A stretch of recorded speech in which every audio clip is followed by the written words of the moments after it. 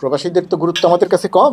এই যে রেমিটেন্স পাঠাবো না এবং এটাকে কার্যকর করে দেয়া, এইটা যে শেখ হাসিনার মতো দখলদারদের উপরে কত বড় চাপ ছিল, এটা আপনারাও উপলব্ধি করেন না, আমরাও উপলব্ধি করি না। ক্ষমতার মসনদ পুরো তছনছ হয়ে গেছিল প্রবাসীরা যখন সিদ্ধান্ত নিয়েছিল যে আমরা রেমিটেন্স পাঠাবো। বৃহস্পতিবার বিকালে যখন দেখা গেল যে আসলে বাংলাদেশে ইন্টারনেট শাটডাউন হবে বা ইন্টারনেট বন্ধ করে দেওয়ার একটা আমরা গুঞ্জন শুনতেছিলাম, এরপরে তো হলো 2 ঘন্টা পরে হলো, তখন আমাদের মনে হলো যে বাংলাদেশে আর বোধহয় এটা আমরা প্রচার করতে পারবো না। তো এটা ইন্টারন্যাশনাল স্টুডেন্টদের এবং ডায়াসপোরাকে লাগবে, এবং এই ডায়াসপোরা আসলে ওই সময়টাতে পুরো দুনিয়ার মানুষের কাছে অভ্যুত্থানটাকে পৌঁছে দিয়েছে। তো আমি মনে করি এই জন্য আপনাদের প্রতি আমরা কৃতজ্ঞ, বাংলাদেশের জনগণ কৃতজ্ঞ।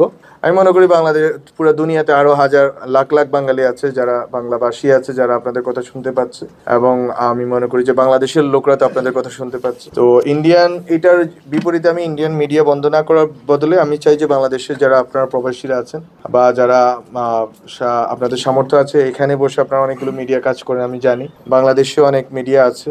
এর বাইরেও বাংলাদেশের পুরো মিডিয়া সিনে কালচারাল যে প্রোডাকশনের জন্য, এন্টারটেনমেন্টের জন্য, যেই ধরনেরই কাজই হোক না কেন আপনারা বাংলাদেশে আসেন। আমি মনে করি যে এই সময়টা অনেক ভালো সময় যে আপনাদেরকে আসার জন্য এবং কাজ করার জন্য। এই ভালো বিকল্পর দিকে আমি এগোতে বলবো।